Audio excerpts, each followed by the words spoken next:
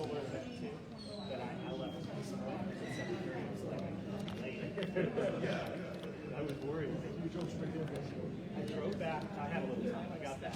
It's a little. I had a friend who left. Can you see them all? It might be. So using the inside voices. I don't know how far. Yeah. I have no mic.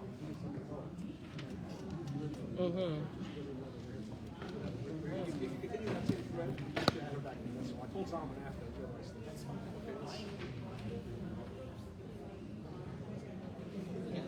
You can come to the front.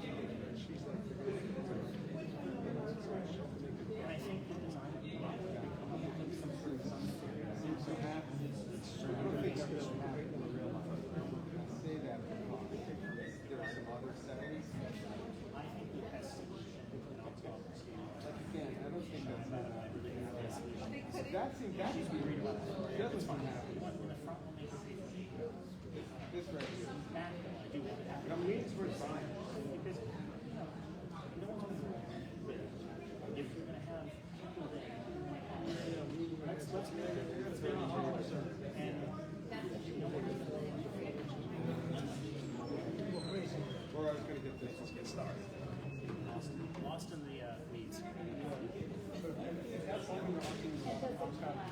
Yeah. No, what I like is she supported us, and then shared interesting design. Like when she was I just say, like, this book's tough. You know, you need to show some.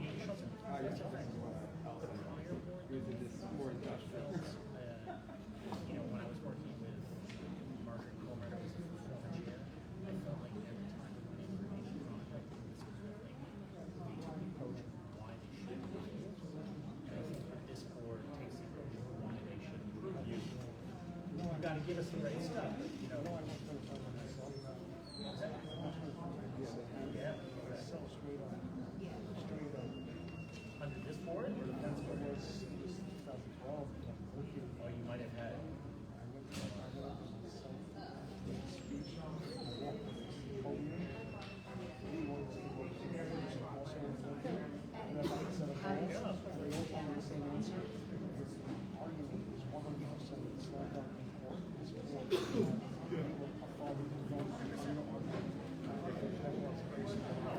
Excellent. And we've got copies of this.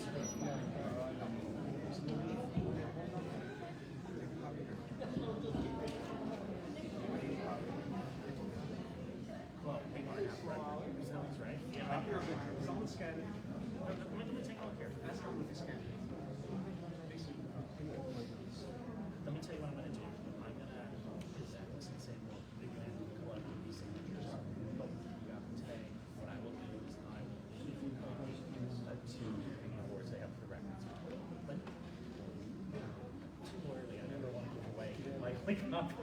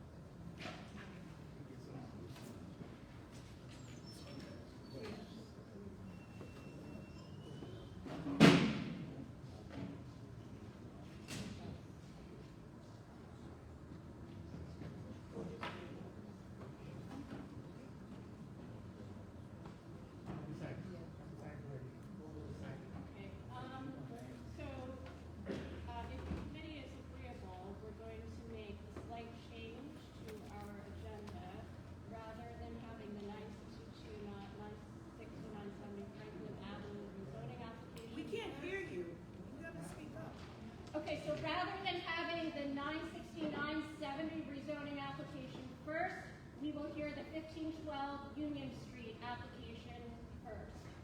That's a Board of Standards and Appeals variance request, which we heard, our committee heard last year. They did a presentation. They have since been back to the Board of Standard and Appeals, and they have made some changes in response to requests from the commissioner. We did not actually vote on the application, so we're being asked by the BSA to vote to give our opinion.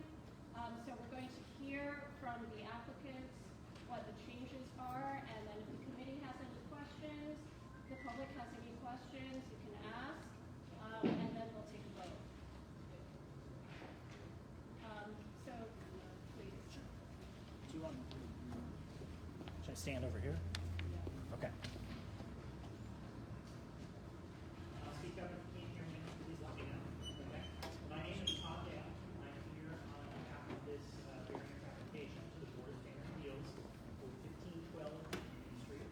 As we stated, this was previously before the Land Committee of George Donnie last year. Since that time, there have been some slight changes to the design, but the core of the request is the same.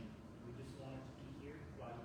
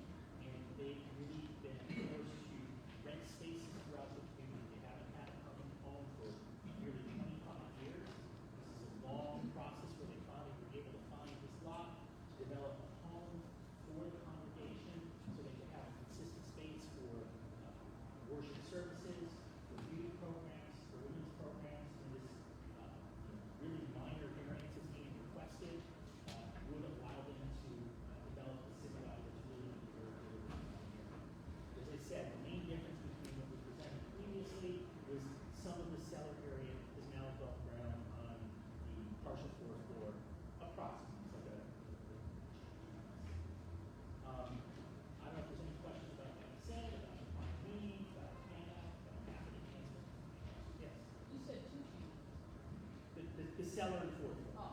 Sorry. Yes, it's one big change. Before we go on to questions, can I ask you to remind the committee and for the benefit of the public as well, what is the basis for your variance request? Sure. So the basis for the variance request is programmatic needs. There is a federal law, ULURP, which says that we are dealing What does that stand for? religious land use, the act, the Choice Person Act, yeah, that's what it stands for. So essentially, what this law, this federal law is, to summarize, is that we're looking at uniqueness as a finding for variance. The reason why a particular lot can't be developed according to the zoning resolution is that deference is given to religious organizations when the as-of-right development would not allow them to meet the programmatic needs. So that's the basis of the variance. And when we really look at this particular design, we provided with the application material what a conforming building would like as of right, and it's really a shorter three-story building. There are options actually that would allow us to go taller than the building next to us with smaller floor plates, and those were examined. But the most possible use would be a building, and the basic end result of that is if it has a building built, they would lose the lost space would be 2 prayer rooms would be lost, which are essential to the congregation work needs. An office space, 1 office would be lost. All staff and the rabbi would be forced into 1 room. 2 study rooms would be lost, and then the full 4th floor, the overflow for the women's synagogue and the women's program rooms would be eliminated. They wouldn't be able to provide it. So as of right building would essentially eliminate 4 study prayer rooms, which are essential to the religious practice, and just as important, the women's program rooms would essentially be eviscerated. They would not be able to provide this additional space for these community programs. So that's the crux of the difference. Thank you so much. Are there any questions from the committee before we move to the audience? How many additional square feet are you asking? So it's 2.8. I'll find out the exact number.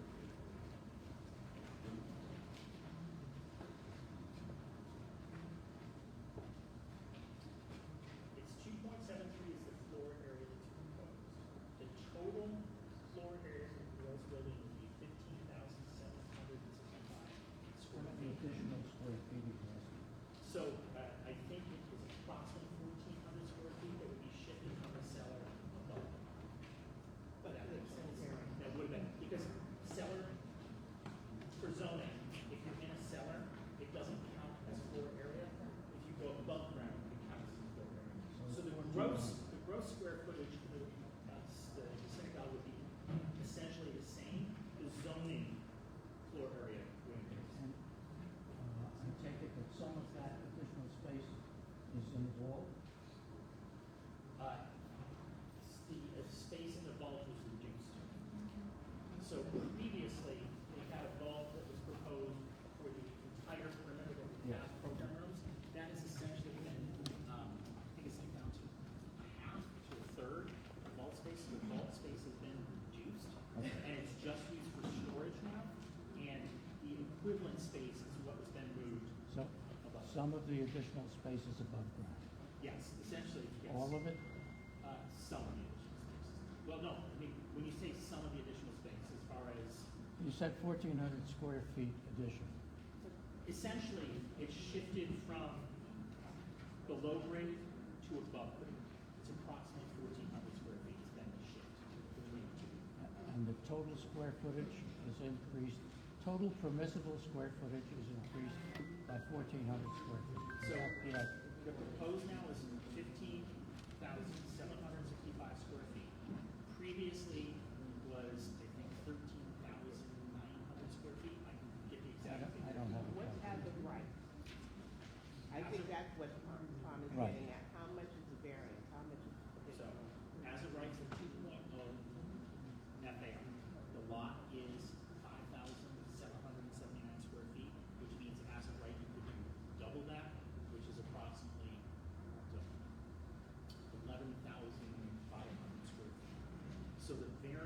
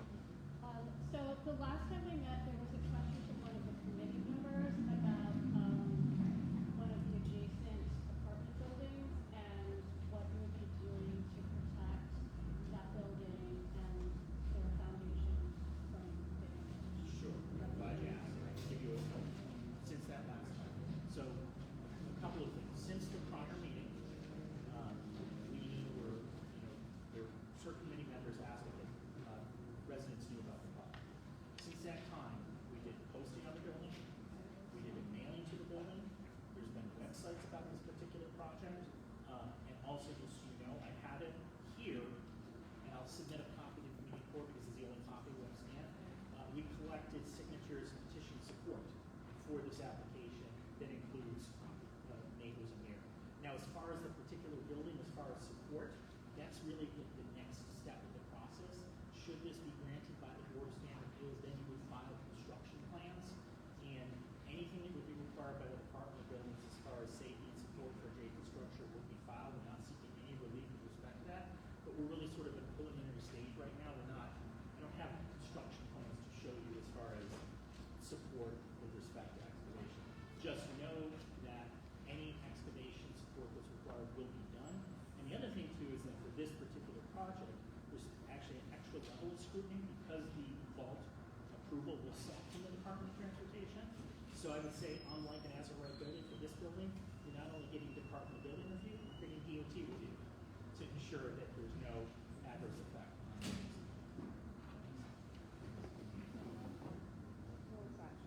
How large is the congregation that, and what is the growth projection?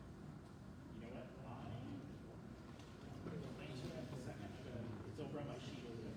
Okay, so run right over. Hang on.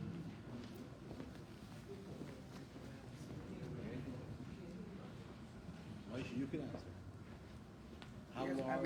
we wrote that we did on the survey properly, he has the right numbers. Just give you, Yeah,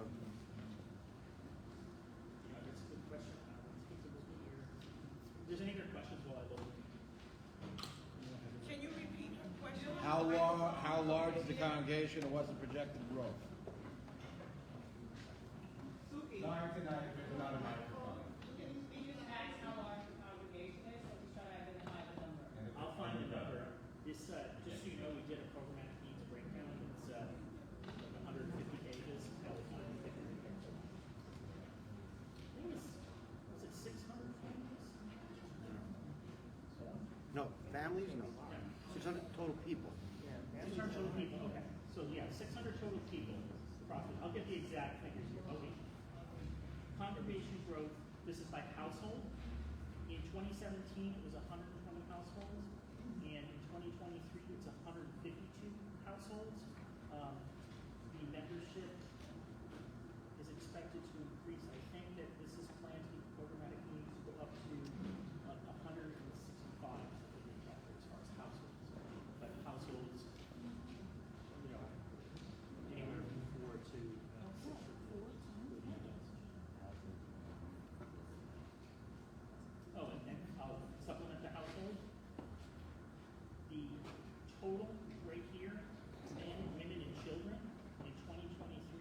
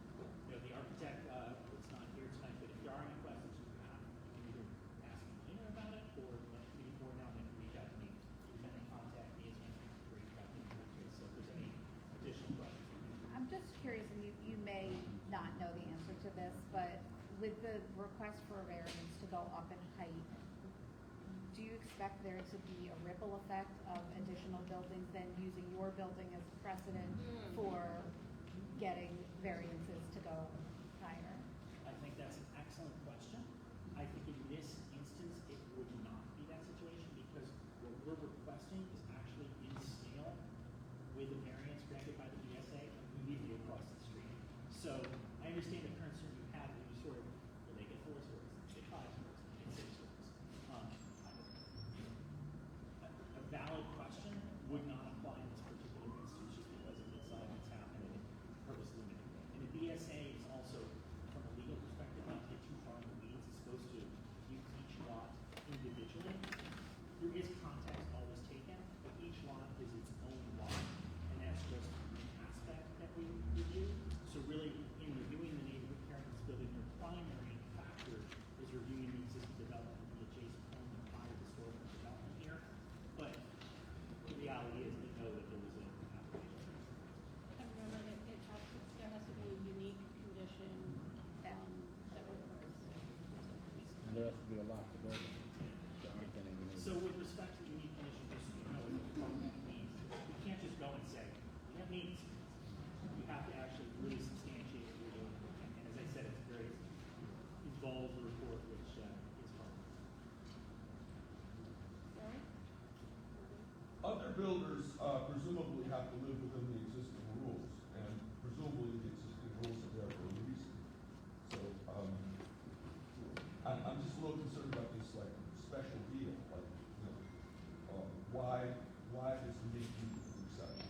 I mean, if I go into a place and those are the rules, I live by those rules, and if I can't live by those rules, I'll go somewhere else where there's a better deal.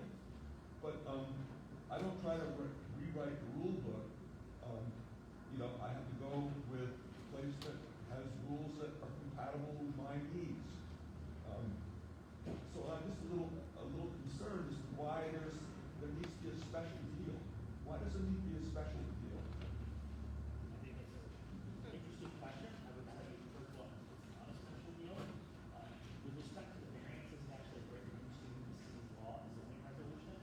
There's an understanding that there are unique circumstances that affect lots and development sites where you cannot meet conforming yet defined requirements for development, and that's what the way we have successfully shown in this particular case. What I would say is, though, as far as some checks and balances and some of the concerns we have, one thing to note is that if this is granted by the BSA, it's granted for a very specific set of approved plans. So they will stamp these plans as approved, and they will stamp the resolution as approved that includes conditions for construction. That might include DOB must review the safety of the adjacent building or any number of additional conditions. If anything were to change, you would be required to go back to the zoning board if you didn't meet those plans, and you would need to show substantial compliance with those plans. So that's the check and balance here. This is not, when you talk about changing the rules, I just want to make it very clear that this is not changing the law. This is a very specific approval done under the law that the city council approval understands needs to exist because of the unique development situation and history of New York City. But if an approval is granted for a variance, you are limited to that specific variance. So why do you bother to have rules in the first place? If you're gonna have variance after variance, what's the point of having rules to begin with? There's no point at all if you're gonna make exception after exception I after think exception. that's a fair So question. I think that's the heart of the issue. that we can get into a theoretical discussion here, and I think a counter question would be, why do we have zoning laws in the first place? Why are you not allowed to build what they want if it's private property? Because of things like this, where people want to have a special deal.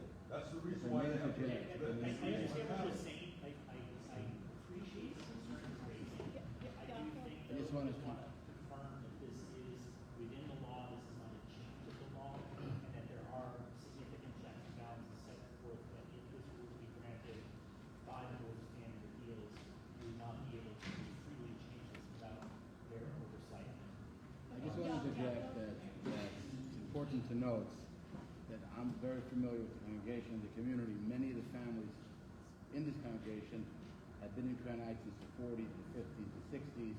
We're not talking about a congregation coming from another neighborhood and saying we want the site. They live in the neighborhood for many, many years, and they've searched for a site, and it's the best they can come up with. We're not talking about sort of another group coming in. We're talking about people that have lived there for a very, very, very long time. I understand that, but you have to move that along. If I may, sir, the reason that we grant variances to the zoning law is because the zoning law is fairly broad, right? And it can't take into account, or perhaps did not take into account, every individual lot situation. There are some lots that are unique or have like very strangely shaped or have some unique topographical condition or environmental condition or something. So those are typical reasons why variances are granted. We have to allow owners to be able to make a reasonable return. The zoning law, and if the zoning law does not allow that on that particular lot, we wouldn't constitutionally be able to support that.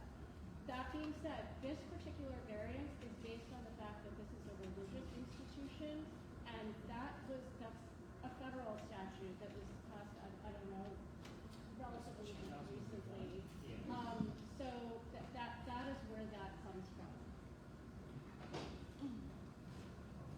Mine is please. I totally understand what you're saying, but what the gentleman here is saying, I can't build within the confines of that lot. They're asking for not for, they want more space. They want, it's not that they just want to be accommodated so they have more space, so they have more space, more office. Why can't we just build that confines of that lot? Why can't we just build that confines and make it with space what we have? I can speak to that and say, going back to what I said earlier, if I wasn't correct, just clarify that they explored a few different as of right here, because the reality is, if you can build an as of right, it's much simpler, right? And that's the building. The as of right designs, there were a number of different designs that came up. There was some where they could build higher and have more stories, but the way the zoning works is that those floors need to be smaller, and they can't really be used for a worship space. Then you'll synagogue or a church, you need a wider area, a wider footprint. So when they went to the design and explored the design of the widest possible floor plate, it's only a 3-story building, okay? Even regardless of what happens to the wall. And when we compare and contrast what we build as of right versus what we're proposing, it really is, we believe, a minimal aspects of the character. We lose 2 required for religious study rooms, 2 study rooms, and 2 prayer rooms. We use a room that's designed for religious programs, overflow synagogue, and that really affects the program needs of the congregation. This congregation is committed to helping all its members manage this program, and without this space, they would have to eliminate a number of different women's programs, and also the programs that they have, like the mommy and me program and special youth program, and you just wouldn't have the space. That's the process. It's really comparing, what the programs they have that they want to have in this location. And again, going back to the history, just to remind the history. This congregation has been in place since early 2000s, and they've been renting spaces, and they've basically been wandering around. We rent a space in the museum to congregation members private homes, and it makes it very difficult. One week you might have worship services here, the next week you have it, 4 blocks on the way. And what this does is provides a consistent home for all these things to be together. It also, is within walking distance of all its members, was noted these family members since the 40s. So really are part of the community down here.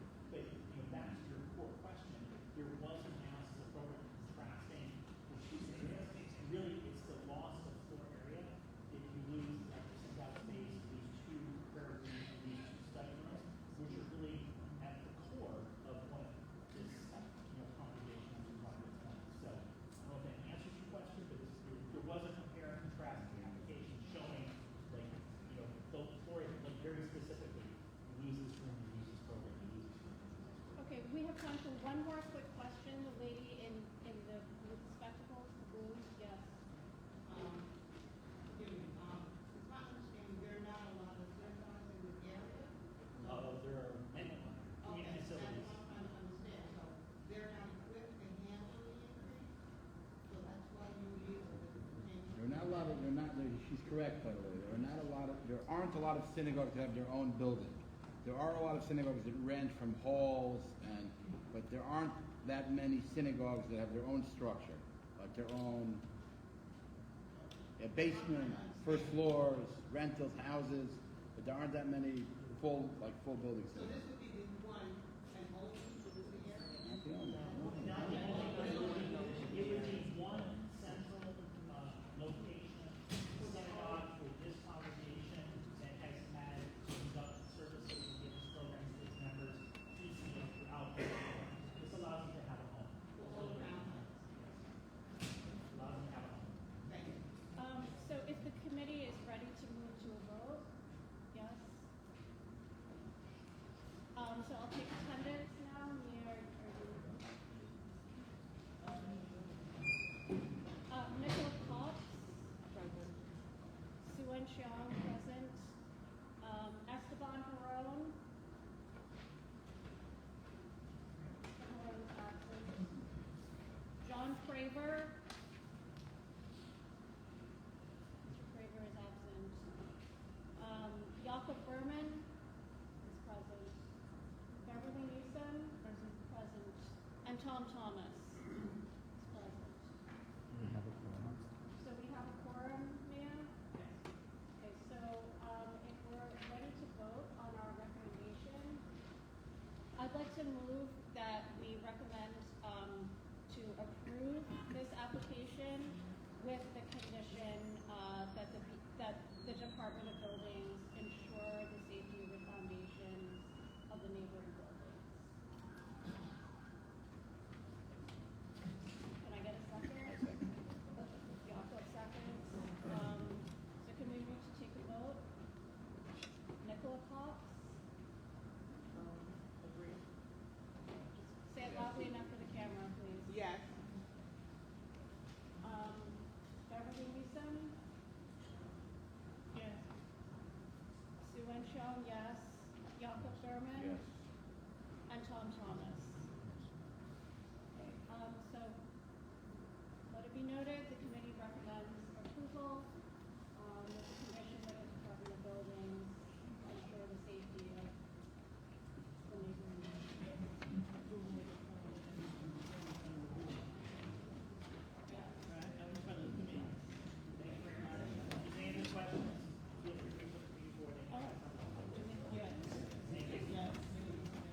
They're saying that you need to come back to the full board on the 18th. That's fine. It's up to you guys. It's recommended. I can be there. I live on the other side of the park. I'm here. Let's go. Yeah, you should, because Sure. I don't like to go when the applicant's not here. We'll be here. You said it was the 18th, right? Thank you all. Thank you very much. Thank you very much, everyone. Thank you. Thank you. Thank you. Thank you. Thank you very much. Thank you. Thank you. Which facade is correct, this one or this one? You gotta take a picture? Can I take a picture of the board? This facade is the same. Can I take a picture of the board for the newsletter? What's this one? No, this is the as of. So just so you know, this is the conforming. Guys, can I take this later? Thank you. It's good. The street photo is correct. Okay, before we start with Franklin Avenue, I have a couple of quick updates for you guys. As you all know, we have a subcommittee that is talking about the citywide zoning text amendments. The first of which was zoning for zero carbon. The second of which is zoning for economic opportunity. That is currently going through the public process. It was passed by the City Planning Commission. It was before the City Council yesterday. So I urge you all, if you have any concerns about this, write to the board to find out more. Also write to your City Council members to express your opinions. These are major changes that are coming to all of our neighborhoods. The third part of this, which is City of Yes for housing opportunity, we are currently discussing at our subcommittee meetings. So I invite you all to keep an eye out for our City of Yes subcommittee meetings. I am told that it will certify at the end of April. So keep an eye out for that. After that, it will begin our 60-day public process. And in addition, the Green Fast Track Amendment, which we discussed before, that was a rule change, which was also passed by the City Planning Commission. That means that it will, they will no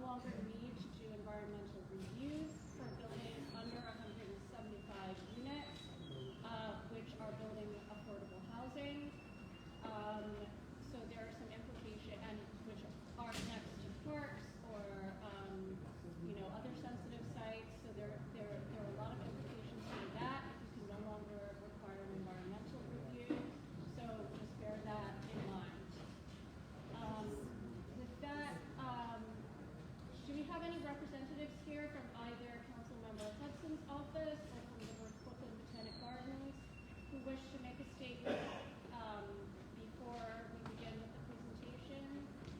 You can we'll also be taking questions after that, so you can also make your comment after the presentation. Okay, all right.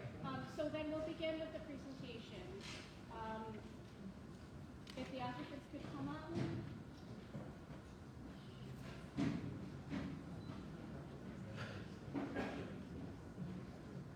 Good evening and thank you. I'm trying not to be too loud. My grandmother taught me not to be disrespectful, but I want to be sure that you hear me and misinterpret my volume for animation. Brother, you can hear me? Sound check? You good? All right. My name is William Wallace IV. I am the Senior Finance and Acquisitions Officer for the Continuum Company. The Continuum Company is a joint venture with Lincoln Equities called Franklin Avenue Owners. We had come before you with a kind of bold, kind of unique project before. We were going to do something that I think has never been done in Crown Heights. We decided to do a 50-50 building, 50 affordable, 50 market rate, union built, union financed, and union operated. The density was too much. Got the message. We've withdrawn that process and have started anew. We're now coming back to you seeking your support with conditions to build a 14-story building at 970 Franklin Avenue. We reduced the scope of the project by 82%. 82%. We have 239-story towers initially, because again, that's too much density. Now we have a 14-story tower. We didn't reduce the height by 5 stories, or by 10 stories, but by 25 stories. We wanted to do some new construction in Crown Heights with a modicum of affordability. Because much of the construction that's happening is as of right market. And that's not what I think Crown Heights needs. We also wanted to retain some of the components of our original proposal. That is union built, union financed from the AFL-CIO Housing Investment Trust, and union operated by 32 BJ. In the union built, we're going to have a robust zip code community-based outreach, manufacturing construction, to make sure the brothers and sisters from this community rebuild their community, don't get paid 13 cents on the dollar like a lot of non-union projects. So I'm looking for your support for our presentation. We're going to be brief, go through some slides. I welcome the dialogue. Now please understand, we are very cognizant of the fact that even if you support this development, the overwhelming need for affordable housing in New York City is going to be addressed in a minor way. We cannot be all things to all people. We cannot change the world. We're simply trying to do what I think is a modest but very valiant attempt to actually have a building newly constructed in Crown Heights with some affordability. I'd like to introduce our team. Could you just introduce yourself? Good evening, everyone. My name is David Rosenberg, Land Use Counsel for the project. Good evening, I'm Kyle Bragg, and I'm a consultant for the project. Overseeing and representing Lincoln. And with that, we're going to have an architect go through the slide. I'm sorry, Sean. I'm Sean Dawson. We're going to do a walkthrough of the slides, and then welcome to Conversation Live. Take it away, Sean. Thank you.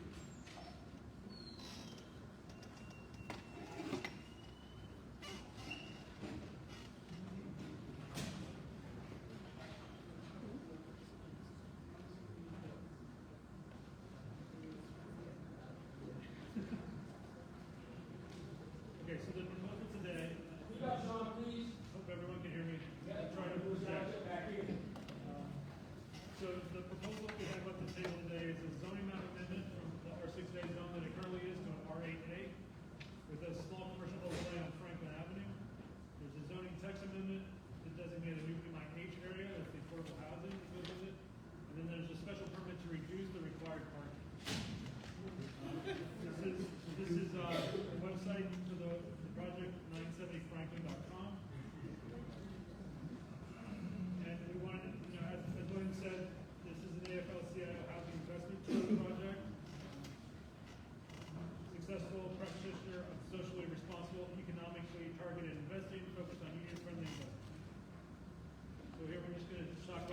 for a second. So it's an R8A, it's a 14-story proposed building. That is the base R8A envelope. So it's 14 stories proposed, 475 total units. 75% would be market rate, 25% would be affordable. So that equates to 356 market rate units and 119 income restricted. This is a quick chart that breaks down the affordability, the AMI percentage, and the affordability. I won't go through the whole thing, but as you can see on the right, there's 48 units at 40% AMI, 48 at 60% AMI, and 23 units at 130% AMI. I think if you guys have handouts, you can look at the individual income. So this is the location of the project. It's mid-block between Montgomery and Sullivan, on Franklin Avenue. There's a triangular shaped lot that backs up to the shuttle path. So the proposal is to rezone this area as R8A to match the R8A that's behind it, to the east here, sorry, to the west. And then there's a commercial overlay for the commercial use of Franklin Avenue. Again, here's the existing zoning map. You can see there's R8A mapped to the west and south. This would extend the R8A onto this location. So, just a summary, the rezone would affect affected area from R6A to R8A. Within 100 feet of Franklin Avenue, there's a CG4. An increase in the FAR is from 3 to 7.2 with the mandatory inclusionary housing. The text amendment is specifically to Appendix F, which maps the mandatory inclusionary housing. And then there's a separate special permit that is for the reduction in the request. Development is 14 stories, approximately 383,000 square feet. There'll be approximately 8,500 square feet of retail floor area right on Franklin. The cell on the ground floor will be the location for the parking, which will be approximately 20%, so that's reduced from the required. Residential units, rental units above with 25% affordable housing pursuant to the MA. This is the proposed massing. You'll see that there's 14 stories along Franklin Avenue, and then it has a tail that kind of stretches back into the deeper part of the site. This is in context with a series of slides that come later, so I just will point out, you can see the Botanic Garden is behind it on the left there with the buildings, and you can see Evans Field, the new development that's going up at 4245 Crown Street. It's 17 stories tall, Sibley Towers. This is an illustrative sketch of what the facades look like with the 14 stories on Franklin Street. So we wanted to take a second to talk about shadow-sensitive resources that are in the neighborhood. First thing we wanted to look at, there's a robust shadow study that was done as part of the SECRO analysis and the environmental review. One of the things that came out of that is very specifically on December 21st, there are a couple hours of time there that have increased shadows on the Jackie Robinson playground. So part of that work and remediation for that is the proposed new track at the location of the handball court, and then additional new lighting for the basketball court. Another location that everyone is concerned about, I'm sure, is the shadow-sensitive resources of the Brooklyn Botanic Garden. So as you can see here, we've kind of broken this up into two separate locations. There's an area here towards the north that has the greenhouses in it. You can see this is a satellite image of the greenhouses. You can see the individual greenhouses, they're all labeled, they all have studies for each of the individual components. And then you can see to the south of that, this RSTUVPQ is the propagation area of the Botanic Garden. You can see that it's ringed by those tall trees on all sides that kind of protected and shaded front. You can also see the development site off to the east. So I think what's kind of developed here with this 14-story massing, you can see the projected shadow that kind of cuts over the propagation zone. So this is the shadow as it was modeled from the SECRO. The chart is complicated, but what I'll try to explain is that there are certain times. A little louder, Sean. Yeah. So. So just to pitch in for Sean, because I think I can get a little bit louder. Can I do that? So here with seeker for the purposes of environmental review. The city requires us to be incredibly conservative with how we show the building. So on top of the buildings that you see everyone go up, you see a little bit of a bulkhead on top for the elevators and mechanical equipment. Usually you're talking about 25 feet, 30 feet maybe for a building of this size. The city for environmental review requires us to show 55 feet as the bulkhead, and not only to show the 55-foot bulkhead, but to show that over the entire building, from end to end, front to back, just increase the height of the building by an additional 55 feet to analyze shadows. Now, in reality, no one ever builds like that because it makes no sense, it's not economically feasible, and more importantly, zoning actually doesn't allow you to build a bulkhead that high that's that big.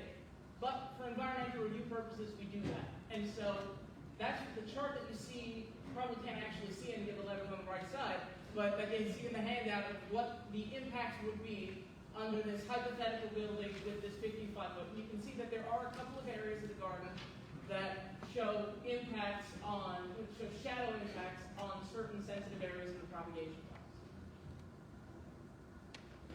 And so with this, what we're proposing to do here, and this is part of what we're asking you to do to help us do and bind us to this commitment here, is we've tailored the massing to reconfigure the building, not to the maximum of what zone to do, to play around with how high the building comes and to significantly bring down the amount of shadows on those sensitive areas of the propagation tunnels. And so as you can see a bit here in the picture, in the back of the building actually from where it is at the top of 14 stories, starts to step down in the back.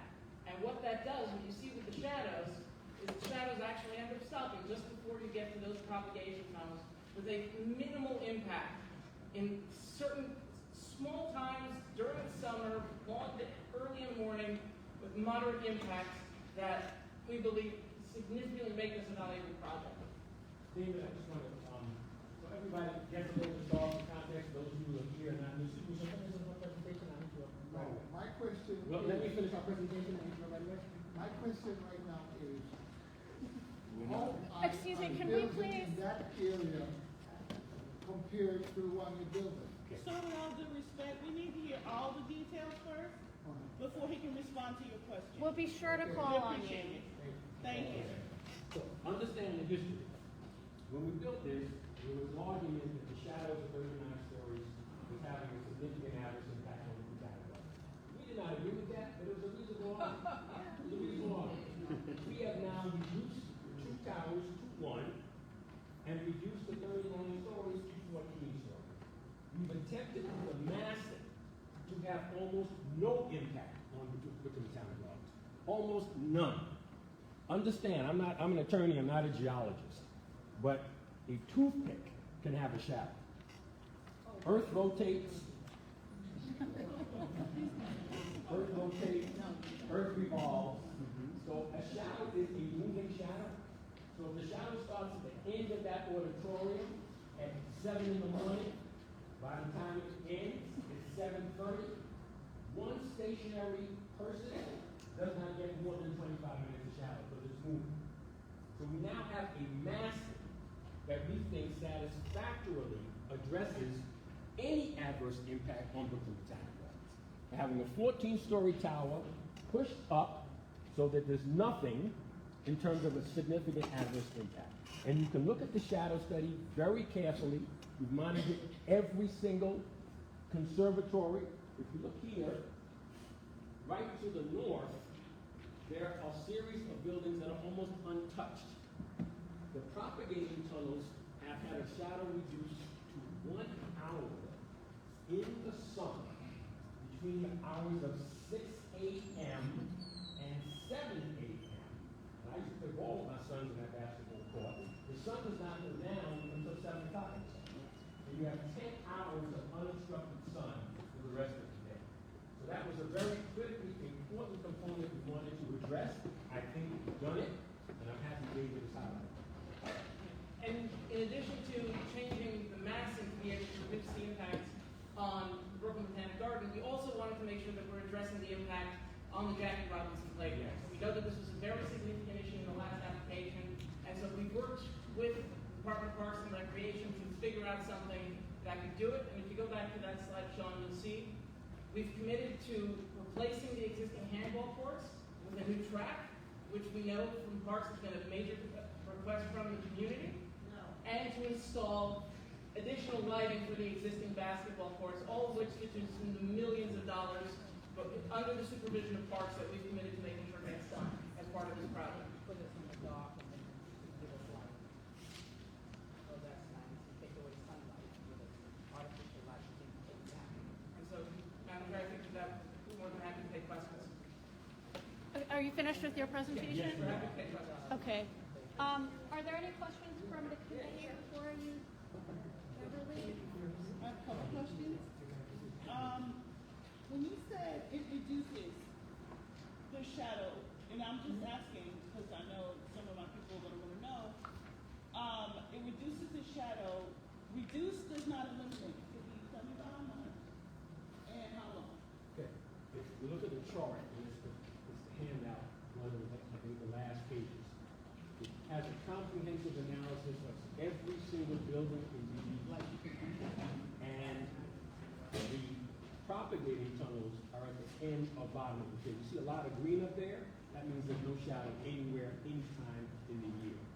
The propagating tunnels, which are very sensitive, we have mapped out so that the most lengthy shadow is approximately an hour in the summer. Yes, Sean. Bring that up. Bring that up. Yeah, perfect. So, for example, that last propagating tunnel in the summer, the shadow starts. Look at the last two things there at the bottom. It starts at 6 in the morning, ends at about 7 in the morning. It's an hour and 10 minutes. Okay, so Sean, could you move us to the graphic, please? Thank you. So those are U and V. Okay. So those are the ones that are closest to the street, because the way the shadow sweeps across, it starts at the top of the page and it comes down. And so by stepping the building, we've been able to chop that. That's what the last image is. It's hard to explain, but if you look at, so if you can see, there's an angle that the sun is coming at that time of day on June 21st in the morning, and that's what we were able to shape it over. And that's for that specific time at that time. So, If you think about it like this, he's got a bunch of spotlights on his head right now that cast shadows behind him. If we cut off part of his head and brought it down, we'd lose some shadow there in the back. And that's what we did with the building. By cutting off that piece of the building in the back, we made that shadow shorter, and we avoided significant but those two propagation tunnels that are right up in the front, up along Washington Avenue, that if you actually walk down there to see big wall of trees over there, that chances are building or not, they're getting under shadows at that time of the morning anyway. And after the shadow is gone at 7:07 in the morning, we're talking about this is during the summer, this is in June. Sunset is not until 8:30 more or less. It's got a whole day of shadow and sunlight after that. My apologies, I forgot. The Brooklyn Botanic Gardens wanted to make a statement. If you could come up, please. I'll just talk right here. I just wanted to, say hello, make sure everyone understands where we're at on this. Just to quickly clarify, we at the garden are not seeing this new step massing. So I don't, everything I'm saying is not about that. Just to clarify for everyone. So speaking to the original 14-story that is on the website, that is something that we analyzed when the information came out about it publicly. We attended the scoping hearing over the summer for those who were there and heard Garden President Adrian Bennett speak. We did oppose the 39-story version of this. This 14-story version that was submitted still produces shadows that we don't find acceptable for our spaces, and so for that reason we came in a position against the project as well. And just two very, very small points. I appreciate the comments about the trees. I'll just point out that a number of them have been removed, and when we do environmental analysis for shadows, trees are ephemeral, so they don't really count in the analysis. But no, I understand. I understand the point. Oh, sorry, Ethan Lustig from the Brooklyn Botanic. Yeah. Yeah, that was really it. Just a point on that. Trace, happy to talk to anyone further about how we're thinking about this. Feel free to reach out anytime. Thank you. Ethan, you said that you saw you guys weren't in agreement with the original depiction that was on the website, but you didn't include the one that he just showed. Yeah. That's what we have to judge. No, completely. This is the first time I'm seeing this, and I attention anyone regarding it. So right now I can't, You can't comment.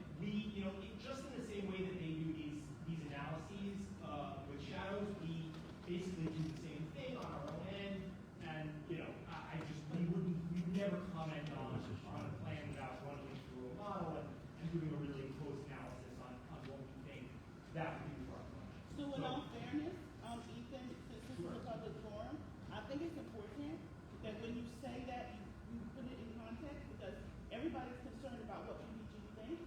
And if you know an old version, but not this version, which is what the group wants to hear. That's what he said.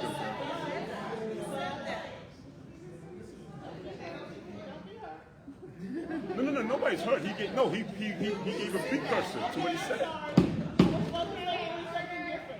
So my next question is, the handball courts are being removed? Yes, Parks has asked that we replace the handball courts with the new running track. Wait.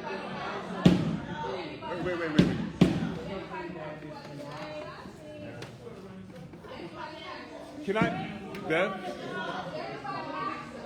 Did you ask us? No, they didn't. Did you come into our community and ask us if we want a track and not a basketball court? Hold up. Bev, can I say something? No, Mr. Wallace, let him respond and then you may speak. New York City Department of Parks has recommended that we do. Nothing is in stone. Nothing is in concrete. We can adjust to the needs of the community. The point is, we want to refurbish Jackie Robinson Playground. Add the lighting to the basketball courts and do something with that playground. That's a discussion that everyone has to have, including the community with Parks Department. But we all think Jackie Robinson needs to be refurbished. How is refurbished? We'll be happy with it. Are there other questions from the committee? Mr. Thomas? Oh, I'm sorry. For the committee. Ms. Clark first. A couple questions. So someone had asked earlier, the difference between the as-of-right R6 height versus the R8 height. And piggyback on that, with this new shadow thing, that's a design change, but designs change all the time. So how are we guaranteeing that that building shape will remain in effect? That's an excellent point. Then David will. When we get That's excellent. Hear you loud and clear. Okay. One of the things we're requesting is your support with conditions. We have a massive that we're showing that can be restricted through a restrictive deck, so that we have to comply with what we're showing. That's the only way we want to do this. So Restrictive what? a restricted declaration. You put that in, and you can make sure that that is done. So that's why we want to be sure that that happens. You know? The height, as of right versus. As of right now,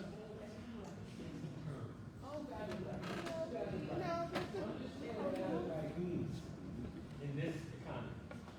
As of right means what is being done on the site contiguous to ours. 100% non-union, market rate, luxury condos. No, that's what they chose to do. That's what as of right economics mandate today.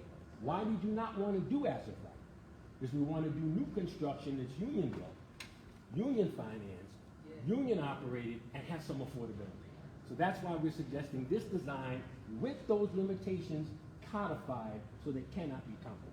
And what's the height difference? So the height difference answered the specific question. The existing R6A zoning district, the maximum height of the building is 75 feet. 3 FAR, no allowances for inclusionary housing at all. Under what we know about the City of Guests housing opportunity with the universal, what they're calling the universal affordability preference. What's The R8A is 145 feet with mandatory inclusionary housing for 25% of the units. Tom? Are you asking for the search program? Alicia, excuse me, Tom is next. The way it works is first the committee asks, then they turn it to the community. That's right. Conflict starts when the shadow line exceeds. What? The conflict goes away when the shadow line does not exceed the western right-of-way line of the street. What I would like to know is what part of your building would disappear if the shadow line stopped at the right-of-way perimeter on the western side of the street? We have to do that. I couldn't tell you that. 'Cause now You got an architect right there. Exactly. Come on now. Mr. Thomas. What? 0 minutes at all. 0 minutes, yes. Yes, right. Right away, western The perimeter. existing building that's there now projects a shadow. Yeah. The Spice building now, right now, projected a shadow, because that's just the way the shadow. There's no building that can have a zero There's shadow. existing buildings right now that are What? projecting shadows. Yeah. There's no building that would not exceed. There's a current building that's having a shadow. Cast a shadow. That's not true. Like actually not have a shadow on the car. Other questions from the committee? Wait, I want to know how you justify exceeding the western perimeter right-of-way line of the street. I don't think we're. You do realize that all three of you look confused, right? Like, real talk. All three of you look confused right now. So whatever you're going to say that's going to come out of your mouth, Attachment, please. just make sure it's truth. Thank you. Yes, Mr. Berman? First of all, I want to say Can I is- get an answer? Okay, so, There's no attempt to justify the building. We are attempting to have a building that is newly constructed where 120 families that are in desperate need. I'm not talking about families. I'm not talking about families. I'm asking you, how low will your building go to not exceed the western right-of-way line? Don't talk to me about additional low-income housing. I love it. Can I answer without interruption? Now that you asked without interruption. In order to build, as I said, a toothpick can have a shadow. I'm sorry, I said a toothpick can have a shadow. The question is the balance between building something where 120 families have permanent. That wasn't my question. Interrupting me again, I will now. So, to address the question specifically, Mr. Thomas, the answer is they can't answer your question. I'm going to attempt an answer here. No building anywhere is ever restricted, no zoning regulation, no property law in New York that says that a building can't cast a shadow onto someone else's property. Every building, every structure, pure math, casts a maximum shadow in New York City, Got it. 4.3 times its maximum height. That's the length of a shadow, that's just math. Got it. There are existing buildings on Washington Avenue that cast a shadow on the Botanic Garden. There are buildings that are as of right that can go up. Washington Avenue, which is closer to the garden than what we're proposing, is already zoned for the same R8A that we're asking for on Franklin, which is further back. Any building can do it. What we measure in environmental review, and when we talk about impact, it's not about zero shadow. It's about no net increase in shadow, which is why when you look at the sheet, you see we talk about the incremental shadow, which is what the increase is going to be because we have a newer building here that is slightly taller than the existing building, and whether that shadow creates an impact on the garden. And that's what we're talking about. But there are no laws. When you ask, and why we look confused when you ask the question about where we get the right to exceed the right of way of the street. To get to the street, we're going over other properties too. There's no law that says we have to stop our shadows at the property. It just wouldn't work. But we're talking about the Botanic Garden, not some other property. Yeah, and that's why we've worked to reduce the shadow impact here, to bring it down dramatically. And as Mr. Lustig said, the garden is going to look at this. They're going to come back and they're going to tell you what they think about it. and nothing I'm going to tell them is going to change what they say about it. But I think we have to move on here, Mr. Berman. First of all, I want to say that it's great to see so many members of the community coming out tonight. People that care about the community is always good to see. As I've been on the ULURP committee, on and off for a few years. I'm going to ask you for the benefit of the community. Can you briefly tell us, you're here tonight, we're not voting tonight, when are you coming back? When are you going to be presenting to everybody? When are we going to vote from the board and the committee? What is the process? Not in a 3 minute, 4 minutes, just let the community know what the process is. Everybody knows when they'll have an opportunity to object or support. There's no surprises.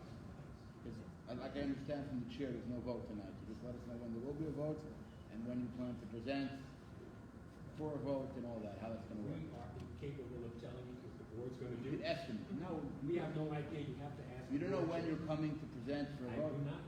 You don't know when you're going to be certified. If I knew, I would tell you. He's not certified. You can't go before this board until he gets certified. But you have an estimated projected time That frame. is for the board to tell us. That's for DCT. That's not for the board to tell you. You ever done one of these projects before? We don't tell you when to get certified.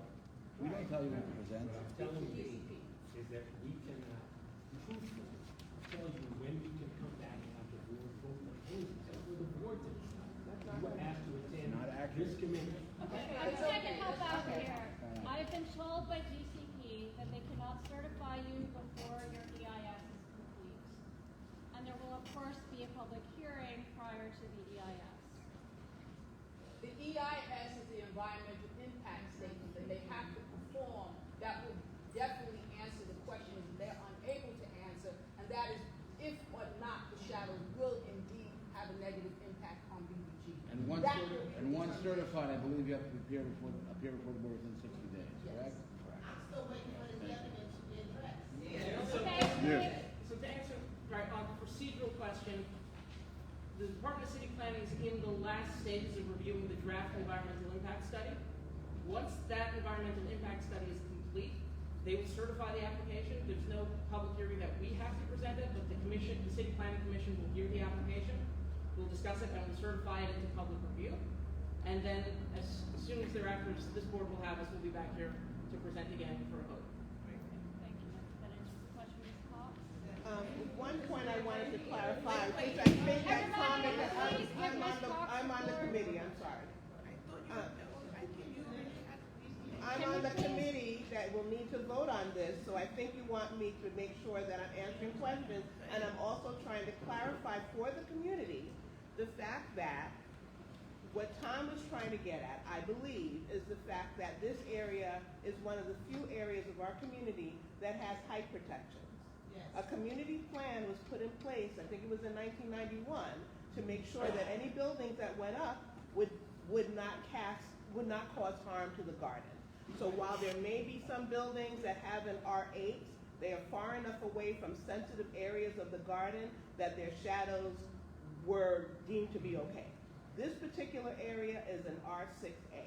There's a reason for that. They didn't want the buildings to go beyond a certain height. And so Tom is trying to understand, why are you now going beyond that height? I believe was part of what he was trying to get at. And that's what so our deference is to BBG. Our deference is to the community plan that was put in place to protect the garden. Yes, we have affordability. We would like to have low income, lower income housing in the area. Affordable housing, we have understood in our community, has caused displacement and has not been affordable. So to say that you're providing 100 units, 100 some odd units, that may be, quote, workforce housing, that may not be affordable to this community. So that's not a carrot for us. So to both of those points, and I'm happy you brought both of those up because they are important. First about the 1991 community plan rezoning. Yes, there was conscious zoning to make sure that heights are controlled, which is why there was contextual rezoning in 1991. Which is why, if you look, the way the shadows work, the closer you get to the garden, the more of an impact those buildings are going to have as they go up, because further away the shadows get shorter, the longer shadows are less. The buildings that are all closer to the garden today have R8A zoning. Have it right now, that's today, that was done in 1991. So to say that having the buildings on Franklin, which are further away, are somehow going to have more of an impact than the R8A on Washington Avenue. It's the location on Washington versus the Spice Factory. It's right And also up those and down. pre-existing buildings, it was understood that those pre-existing buildings were not going to be demolished. These are rent stabilized buildings there. Yeah. That you cannot just demolish and go up to a REA. So it was understood I may that ask that we have a chair here, she's going to be calling on people in the community and respond to the people the chair calls. Thank you. Okay. So don't give us that. Ms. Boyd, do we have any other, Beverly, do we have any other questions from the community, from the committee? Right here. From the committee, please? No. Okay, I do have a couple of questions myself. Can you put up the AMI chart again? Okay, what I see here, our community's median income as of 2022, median meaning middle, 50% below, 50% above. So average family, the median income is $77,000. That's not in Crown As of the Heights. end of this year. That means that for the median family, I would assume that market rate housing could serve them, they don't need subsidies. So that means that the affordable housing, the housing that is below the median income, is the 40% of AMI, which is 48 units. That's about 10% of the total number of units. Is that correct? The math is correct. In terms of the median income, I would just ask, and we can look up and get back more information about it, as to whether or not, because the average median income is tied to family size. And so the numbers that you're seeing here are tied specifically to families of three. If That's you're correct. We're talking about families of three, the median income in this district. It's I 77,000, and incidentally, disagree. that's the same as the median income for the city. Not for Crown Heights. We're As talking of the about end of Crown this Heights year. South. But in any case, I would submit that the affordable housing is housing that is for people below the median income. I know you're saying that your union bills, I would assume the unions could tell us that they can bills for the median family without subsidy. That's the meaning of market rate housing, right? So with this, when you're averaging, you're talking about community district 9, right? Yes. So when you break down and you look at the racial equity report that we filed for this, you actually break down into the different census tracts and who was in there. The Southern Crown Heights part of the district, where this building is, roughly the average median income actually falls in the 30-50% range of what the area median income is. And then the Prospect Heights part, where we're also kind of next to them, ends up around closer to the 80 to 100% AMI. These AMI numbers talk about the New York City region, which includes the city, a bit of Long Island, and a bit of Westchester in there. So that's kind of where, so CD9 broadly falls about, kind of is on track with the city. But we also know that the areas where we are, South Crown Heights, Prospect Heights, there are parts that are significantly, where the median income in the area is significantly lower than the citywide average, so especially the area median income. And some are closer to the higher end, especially Prospect Heights, which is why we have this mix of housing where you have at the 40% and 60%, which is on par roughly with where the Southern Crown Heights area of the district is on their median income. And then the 130% AMI, which allows us to bring the workforce housing, which covers the other parts of the district. But the point is that we're calling all of it affordable, but actually only 10% of it is below our district's median income. So over here, so the median income is about, is that 77,000 or something? No, it's not. It's not for the Crown Heights. And to your point, that for the Crown Heights community, it's even lower, that actually, that reinforces my point, that only the 40% of AMI is the affordable. Suki, they know it's lower. They know it's low. Sorry, I'm sorry, but they know it's lower, Suki. They know that it's Yeah, as William talked about, we agree with the other project. We wanted to do a 50-50 building. With this density, absent some other government subsidy, we're bound by the MIA rules. HPD makes these rules, right? The zoning resolution says exactly what our options are. We you have a choice between option 1 and option 2. Option 2 provides 30% affordable housing, but that's at an average income at 80% AMI, which is significantly higher than 80%. That's why we're going with option 1, which puts us in the 40 to 60, which requires most of that weight in the 40 to 60 range. And does option 1 allow you to do any 130% AMI? No. My understanding was that option 1 was 60% of AMI, that of the 25% affordable units, 10% has to be at 40% AMI, and the remainder at 60% AMI. I didn't know that any of it was allowed to be at 130%. So it's 10% at 40% AMI. You can only pick from 3 bands. You can go up to 130, and it has to average at 60%. Which is why you see that the 130% is only 23 units. Because otherwise, if it was 48 units, it would drag the average much higher than 60. So we pick 3 bands, all 130 and under, and there's 10% at 40. So you're saying that option 1 MIH allows you to do 130%? Yes. And my second question is regarding the shadows. Could I switch this? Your shadow analysis is showing that as of June 21st, it looks like you have an hour and 10 minutes shadow on the gardens. Is that correct? I'm sorry, you're looking at the... I'm looking at the last page of this. You're looking at the step down? Steps reduced shadow massing.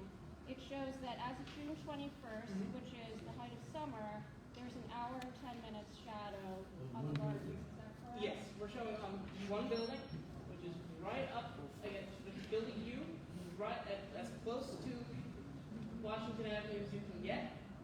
And yes, numbers don't lie, it's 1 hour and 10 minutes, but if you look at the entry and exit time, there is still an entire day's worth of sunlight after that. So, but it would seem to me that an hour is quite a lot, but of course, you know, we'll leave that to the PPG to analyze. So we'll move to questions from the community now. Ms. Boyd has signed up.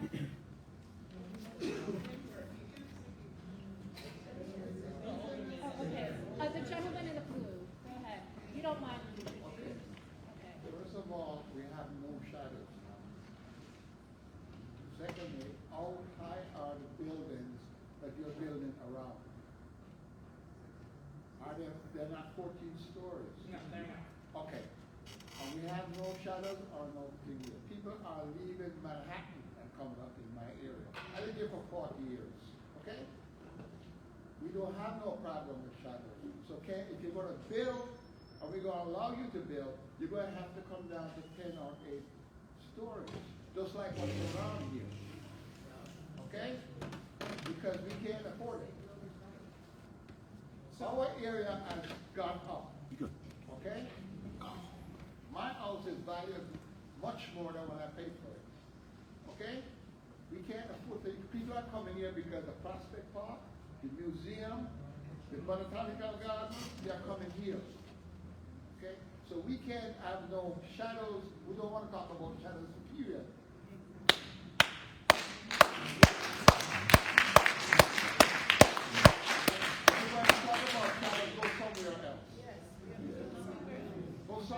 Drop the mic. Thank you. Ms. Boyd, go ahead. You came before us and told us when you were building a 50-story building that it wasn't going to have any shadow impact. Oh, of course we disagreed, right? And then we filed the lawsuit. Do you remember that lawsuit? It wasn't against this project. Oh, was it? No, but it was against the owners of the project inside. I'm sorry, but this is not for now. No, Continuum, we filed a lawsuit against Continuum, sir. We filed a lawsuit against Continuum. Are you not Continuum? Then, all right, then the lawsuit was filed against you. Exactly, because you made the claim that there would be no negative impacts on the garden, that the shadows would not impact. We disagreed with you. We filed the lawsuit, and then the Department of City Planning turned around and finally agreed with us. So don't say you have not filed a lawsuit. What I'm asking, are you asking for the FRESH program in this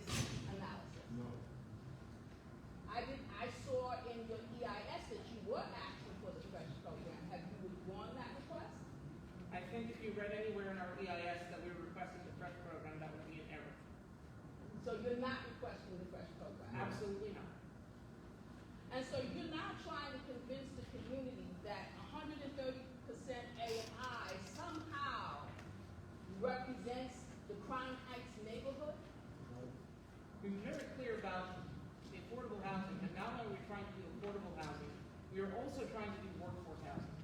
And workforce housing 130% AMI with a single person making $119,000.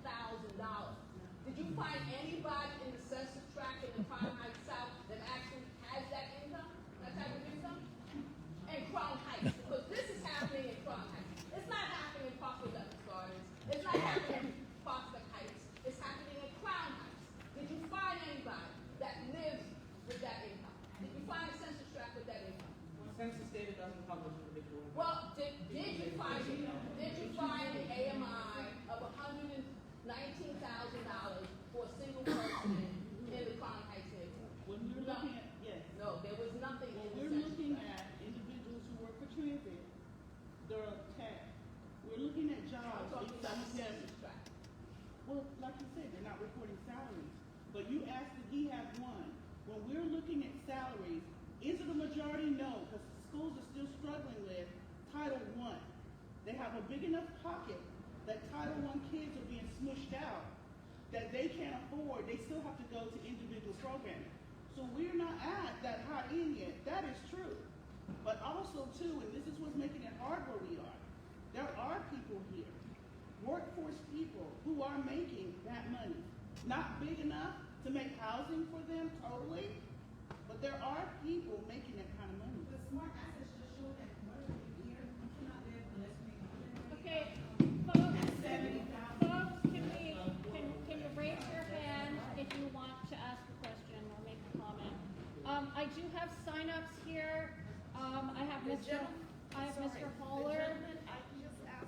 Excuse me, people signed up early. I know that you want to get excuse me, hold on, let me finish, please.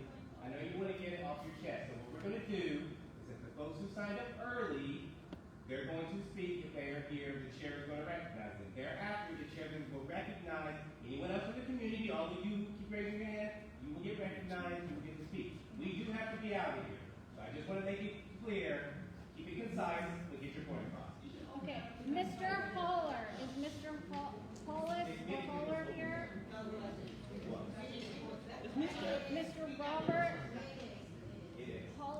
Hollis? Is Mr. Robert Hollis here? Robert Harris. Harris. Okay, we're sorry. Mr. Robert Harris. I'm gonna pass my I'm gonna take his. Okay, My name is Renee, and I live on Sterling Street. please stand up and speak loudly. Can everyone hear me? No. Okay, I'm going back to the applicant proposal on this, special permit for reduction in required parking. Can you explain that to me? Sure. So today, under existing zoning, no one's to know exactly what City of Yes ends up doing, but in R8A districts, parking is required for 40% of the market rate. The affordable units, so those are the units at or below 80% AMI, don't trigger a parking requirement. All the market rate, 40% of those have to have parking. So you have 100 units that are market rate units, you have to provide 40 spaces. We look at this site is very well served by transit access, both between buses and subway. And with that, we do an on-street parking availability analysis, and we're trying to get cars off the streets. It makes the streets more crowded, it makes the streets less safe. And these are transit access. Oh, what did bodies do? This is a building that's accessible to transit. Okay. And where parking is not necessary. And what happens is, the cost of building these parking spaces, you're talking about over $100,000 in construction costs per parking space. And when you not build those parking spaces, you can build more houses, including the affordable housing. No, that is not true. Okay. Because the Parkwood does not take up the FAR. Okay, can you raise your hand? Wait, I just clarify that. He's stating something that's not true. Ma'am, have you Stating finished? something that's not Raise your true. hand if you want to speak. He's stating something Raise that's your not hand if you true. want to speak. This point, we're out of No, order. you need to correct him. This point, we're out of order. You need to correct him. We're out of order, They Mr. correct Wade. him. Ma'am, have you finished your question? I want him to specify why are they coming to get this special permit to reduce the parking of the building? Because what's gonna happen is the people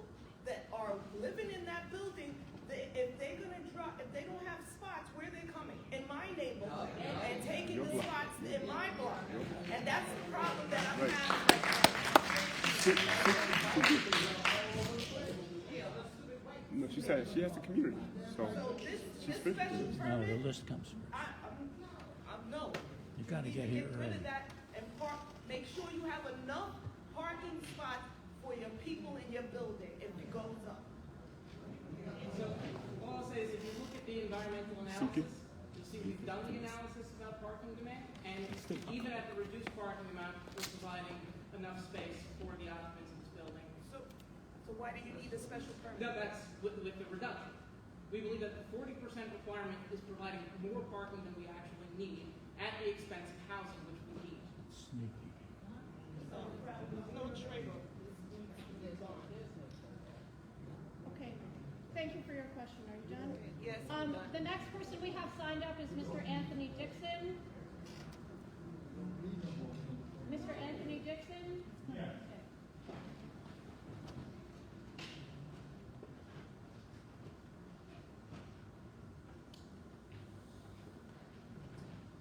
Good evening, everyone. Good evening. As said, my name is Anthony Dixon. I live on Sterling. I also own an additional piece of property there. The wife and I have been there for years now. My wife has actually lived there for close to 40 years. I think one of the things that is happening today is one of the things that we all know. And is that people come outside of our community and try to suggest to us what they want our community to look like. And whether you know it or not, Crown Heights has one of the highest real estate values, not only in Brooklyn and in New York City, but in the United States. That's why they have not went anyplace else. This is what is called the crown of the Heights. And so when you start talking about redistricting and rezoning, you're talking about undoing what has already been done. Imagine us, people of our hue, our color, going into another neighborhood with our destiny and those people picking someone who look like them. Speak, brother, speak. Speak, speak. Break it down. To represent. Yes.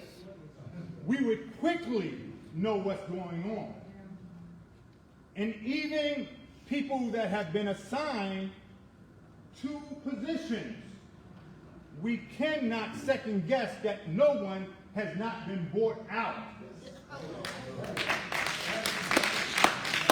When we talk about shadows, let me tell you about a shadow. A shadow tells you what is to come. A shadow is that once they start rezoning one area, everything is broken. The firstborn will be our area and be allowed it in because you did not have the sense to realize, one, the value of what you have, two, the legacy that was passed on to you to protect the land that is yours. It is not a matter of how many parking, how high it is. We don't want it at all.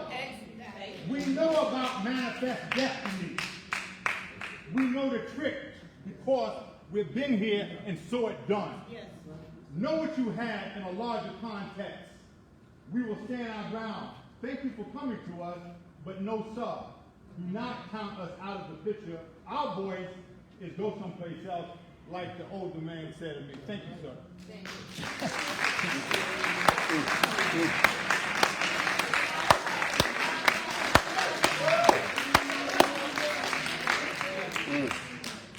Gio and Ashman is next. I don't even know if I really need to speak after that, to be quite honest with you. So what I'm going to say is this. You're not building for us. You're building for some other folks. And I grew up in Jackie Robinson, playing basketball, got my scholarship to school out there. I never saw you. Never saw you in Parkland. Parkland is at a premium. in this neighborhood. It's at a premium. So when you're talking about taking away parking spaces, you already stepping on your own 2 feet. Yes. Really, it's at a premium. We have rideshare. We got the borough president about what? About this community board, about 5G, right? About what was it? The ride shares and everything, right? And you're right by Everett Steel. Everett Steel is already frightened, Bev. You guys are already frightened. No, I know. I know you know. So tell me too. So all of this is just like a dog and pony show right now. So you gotta cut that nonsense out. And what you're doing, what you don't realize you're doing, is you're messing with our generational wealth. You're also messing with our freedom. Because we fight for our freedom, everybody. So our freedom can protect us. But we have to protect it first, so it continue to protect us. No, there's no question. It's a statement, not just me. Thank you. And I thank all of you. Thanks for saying that. Okay, now if you want to speak, please raise your hand. The lady in the gray.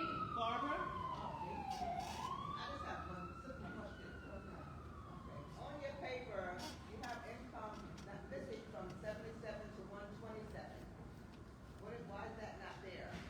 Yeah, so as I was discussing with the chair, the way that MIH works, you have to pick, for option 1, you can only pick 3 bands. There are bands, there's the 30% band, 40, 50, 60, 70, 80, goes up to 130, goes up even higher on some of the old 421A stuff, but that's not here. And so we can only pick 3 bands. One of them has to be the 40% band. They have to, at the end, average out at 60%, and they can go up to 130.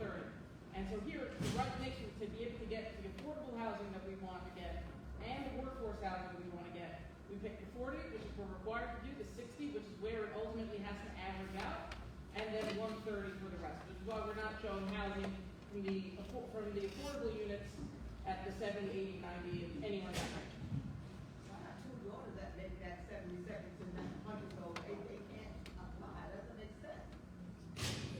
They're too high for the low one and too low for the income is too low. They've been working for years trying to get the income up to 80, and now they can't apply to the neighborhood.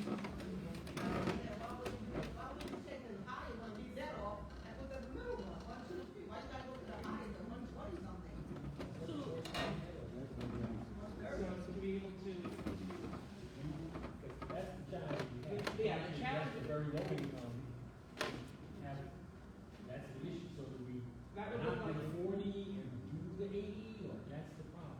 Well, I could leave the 77 to 127, leave the 128 to the 165 or. Because then you have an argument that you're forgetting the folks in town heights who make 40 or below. That's why we tried to address what was specific to this community. The need for middle class housing, we understand. In our last iteration, we had that spectrum. We're compelled by the city to choose one of those options. Those are the options we choose. Well, now, the lowest income, you can't cover the town heights and have the 130 you have. Thank you for your question. The gentleman in the black with the black hat. Speak up, please.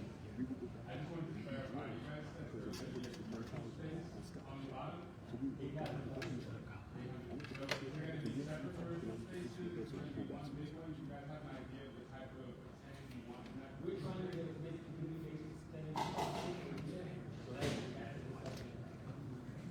So you're saying 8,000 square feet, That's multiple, Yes. entrepreneurship? Yes. The lady in brown. Speak up, please. Who are the funding sources for the building? We are, for the first time in 20 years, having a union pension fund put their money where their mouth is. The AFL-CIO Housing Investment Trust, I think we have a slide that shows them, if you get on the website, AFL-CIO did, they're putting up their financing for this. So we can do different building at a lower rate, and also union members can go to work. The entire project? Yes. The lady with red, did you have a question? What union is he talking about? I don't know. I'm trying to figure out myself. Yeah, the question. Okay, well, my whole thing is, I'm a senior, okay? I'm poor in the low income. I'm in that area where it's over, I'm at donut. On that donut, I'm looking at. What about housing for me? That- I'm not against for the low income.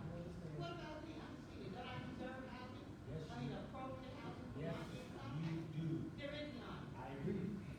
That is why, I'm writing it in. that is why, There's a lot of us. I think it is why. By the way, Chief, I'm kissing 70. My sons are older than you. I'll be 60. I'll be 60 in July, brother. I'll be 60 in July. I've been here for 59 and a half years. I've been here for 59 and a half years, and my family's been here since 1948. So go back to where you came from, brother. You barking up the wrong brother. You barking up the wrong brother right now. I'm not the one. Let him know, Bev. No, he came back. I'll eat him up. Don't let him do it. Don't let him do it. I'm the wrong one. You don't talk that way to us. Man. We're gonna break that down. Are you done with our? I'm sorry, man. Respect. You got it. Our initial project addressed exactly what you said. Oh. We had a 50-50 plan that included exactly the donut that was not being addressed. We had 40, 60, 80, 100, and 100. Yeah, that's what you did before. It was roundly dismissed. So now we are compelled, under the city's MIH, to have those income tax. I hear what we wanted to do. We simply can't do it now on private land where the project is going to reduce by 82%. So as opposed to coming in with a higher income, we address the very poor, 40 and 60, as the preponderance of our affordability. But I hear you. Okay, Ms. Branham in the green. Yes, I'd like to know if you don't have the rezoning, how high can you build? That's number one. And number two, did you say, sir, that there'll be no parking? Yep. 7, So what's the number of parking spaces we're providing? There's no reason. 7 stories. R6. Providing about 96. Yeah. Problem. So the maximum space Seven in that area. It should be 7 stories. And so it's 20%. That's the federal permit. That's the request is to come down to 20%. So ma'am, that was your parking question, but you had an initial question. What was your Okay, initial? the initial one was, if. What the height you can build without the rezoning? Yes, that's If number it's 6 one. stories, it's not the height that's the issue. The 6 stories would have to be markedly conscious. That's what you don't want. But it's about. That's what's on the corner of Montgomery and Franklin. That's the site contiguous to ours, because we were gonna do 2 sites. The one that is left is now doing 300 units of market rate condos. Will you The see last the thing green we gate? want to do. How about if you modify the plans and instead of 14 stories, you bring it down and you eliminate that whole thing with the step shadow? It's going to be very difficult to have no shadow. We came from No, having. I'm saying you reduce it significantly and you're also reducing the 14-story height. Yeah, the problem, the challenge is back to the balance issue, and I hear where you're going. The more we reduce the scope of the building, the less affordability we have. No, it's not gonna be affordable. That's what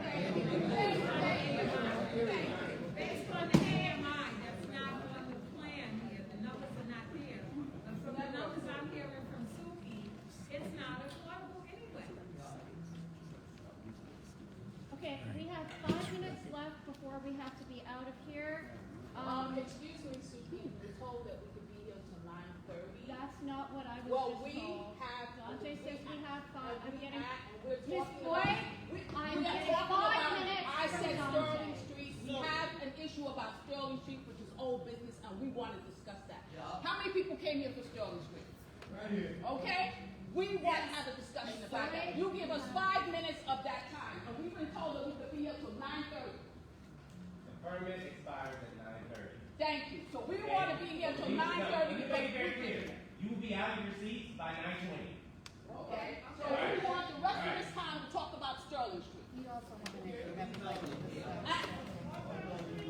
We'd like to talk about issue on Hawthorne Street. Do we have any other questions about 960 Franklin? Okay, I do have some questions. With regards to the parking waiver, you just said that you're providing 90 spaces, which is about a quarter of the market rate apartments. So that's half what you would normally be required to provide even for the market rate apartments. Forget about the affordable apartments. So what is the basis of your request for this parking waiver? So the special permit, section 74-533, it's a permit to reduce the required parking to facilitate the development of affordable housing. It's a finding that's made in consultation with the Department of State. The Planning Commission has to make that finding in consultation with PDD. And as I was saying before, the cost of developing those parking spaces materially impacts our ability to develop the affordable housing units, because we have to start doing double levels of parking, start bringing it in. It just doesn't work. The costs get out of control, and we don't believe that the parking spaces are needed over here. So I'm assuming that would be for underground parking. Have you considered doing surface parking? We are doing surface parking, and to be able to accommodate the reduction that we're showing to deal with the shadows, we're actually going to even put some cellar parking. So the excavation on this site is not entirely feasible and gets very expensive. What is the cost? Have you provided the cost of each parking space to the city planning, in your filings with the city planning commission? I don't think we have that number. I don't think we have an exact dollar per square foot of parking. Okay, because I think that you said that it was going to be costly, but you didn't say what the cost was in the filing.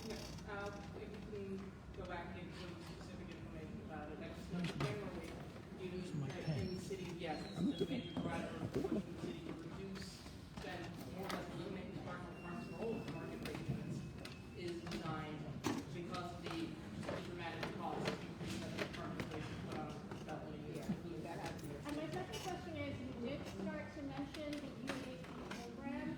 Under the UAP program, which is the City of Yes zoning text amendment, you would be able to, without a rezoning request, go from the 3.0 density to 3.9.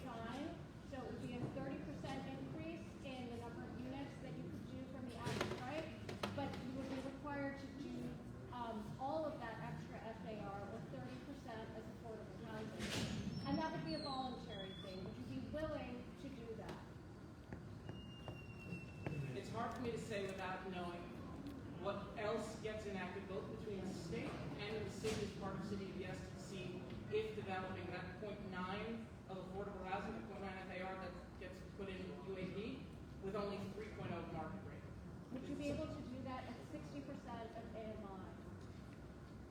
If that extra 0.9 were to be at 60% of AMI. Everybody with you and for you, everybody with you can't go all the way. Williams says because part of the way when we rezone we get MIH is because there's an increase in the market rate floor area that offsets the cost of building those affordable units. The UAP program allows additional density for affordable units, but it doesn't give you extra market rate density to offset the cost. So until we see what else gets put in, what the city does to foster that kind of development, I can't tell you whether we would or wouldn't be able to do it. So what you're saying is you want additional subsidy from someone?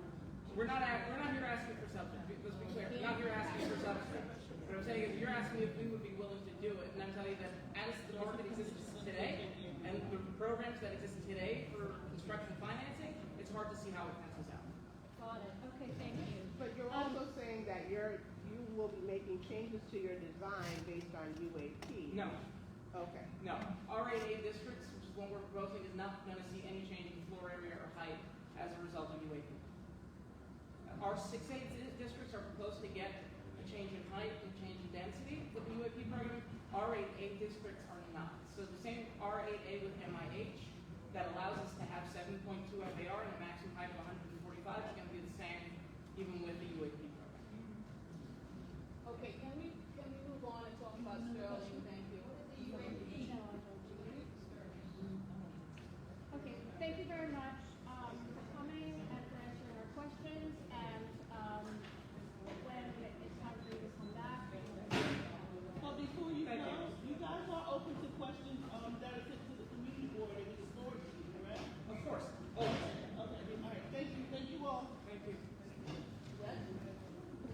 another sign up here from M. Pesca.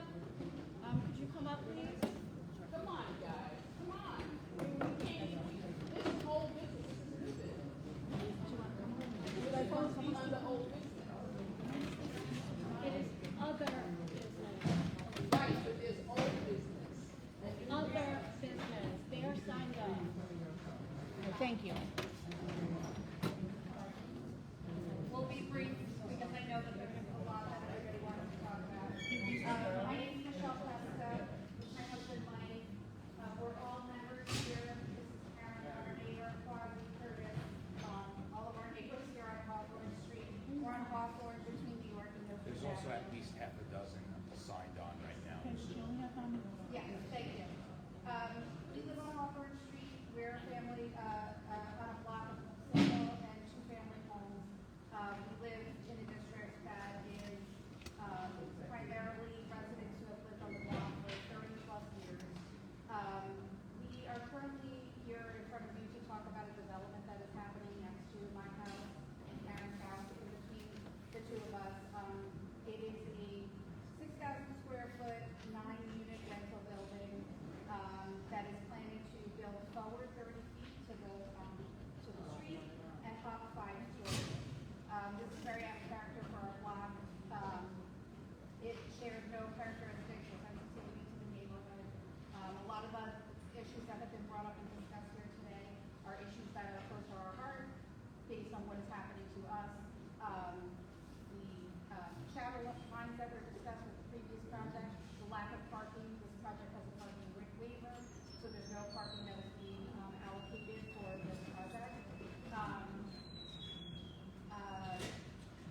There's no plan for any trash, there's no amenities in the building, and as I said, it's very out of context for the block. We know we're in our zone R6. We know from the zoning that they are allowed to build as of right. With the zoning, they're 100 feet from the corner, which it gives them the opportunity to build forward. But we're here in front of you to ask for help, advice, anything that you can do to help us figure out how we can stop this development. We're really concerned about the quality of our neighborhood, the character of our neighborhood, and the homes and established families that have been there for many years. We're new to the neighborhood. We've been there only for 5 years. But there are residents on our block that have been there for 30-plus years. Yeah. 379 Hawthorne. 379. Yeah. Yeah. And today I learned a few things. I learned that as of right is kind of a sexy term. I don't find it that sexy a term.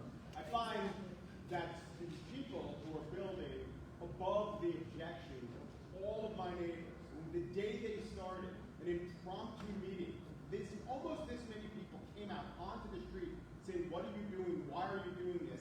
And the answer was always as of right. I also learned today that a toothpick can cast a shadow.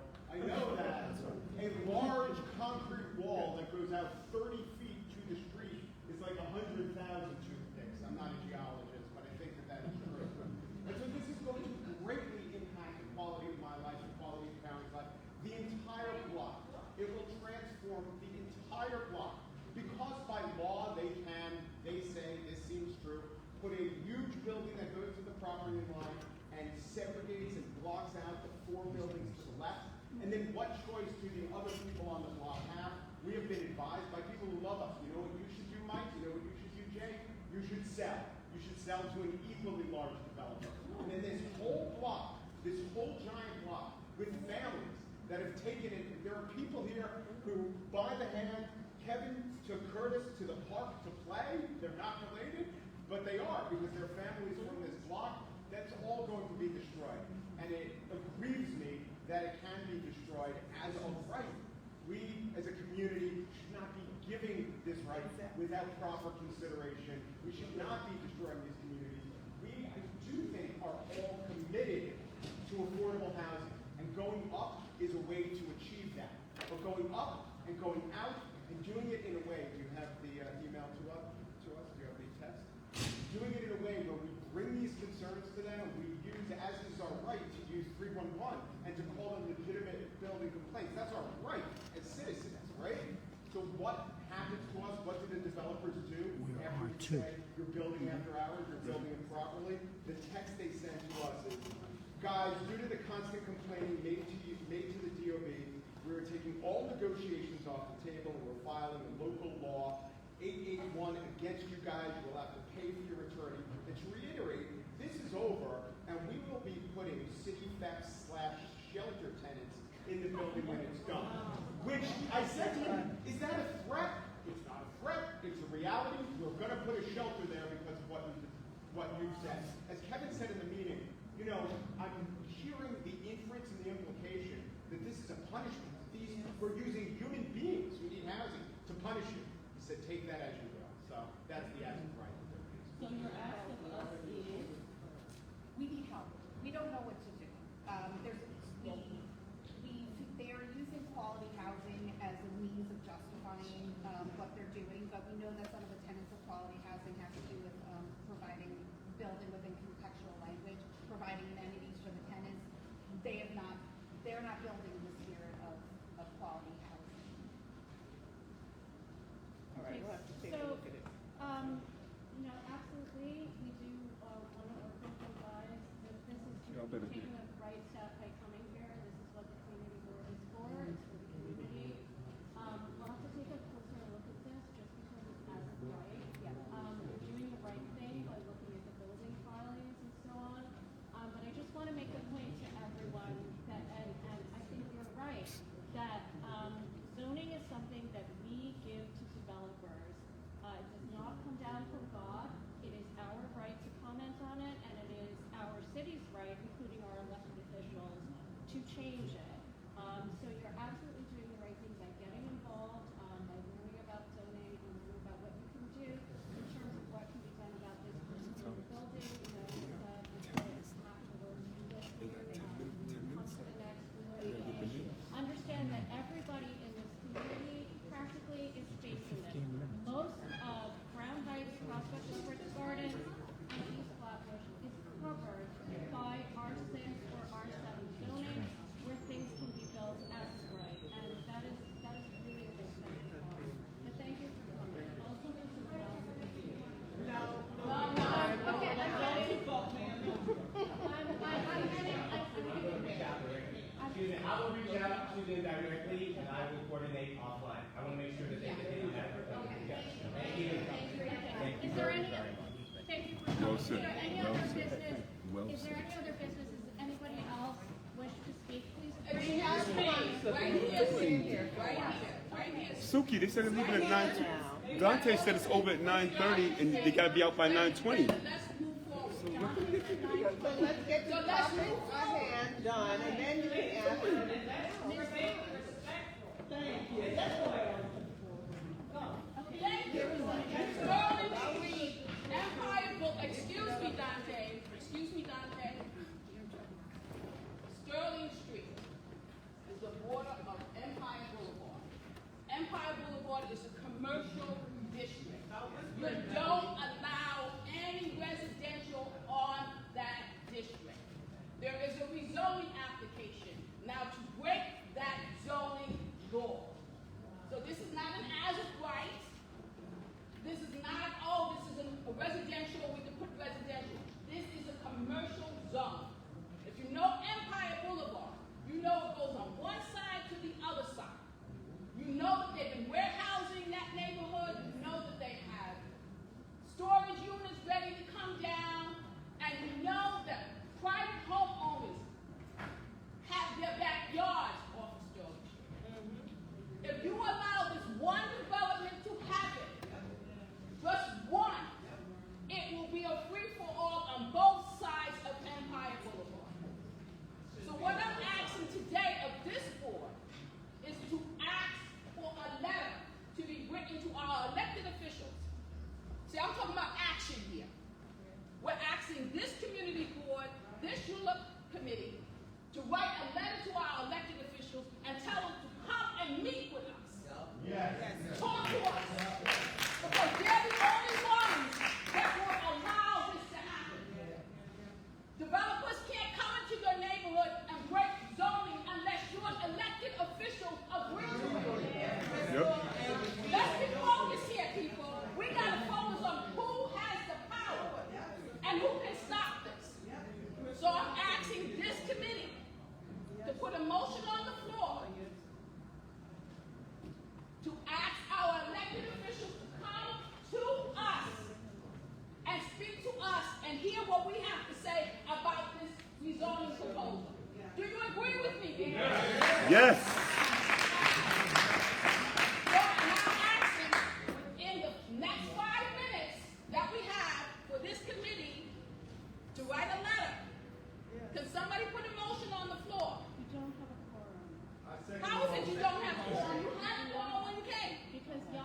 Yakov took off. You see the bullshit? You see the bullshit? That's not right. That's not right. That's not right. You see what happens when we come? You see what happens when we come? Guess what? I know Jill Noah and Brian personally. I'm an organizer in Albany. I propose bill. I will bring it to their office personally. Anybody that gives me the letter, I will go there personally. But hold. Yeah, because they don't have they have influence, but they don't have the power. Our city council person will have the power.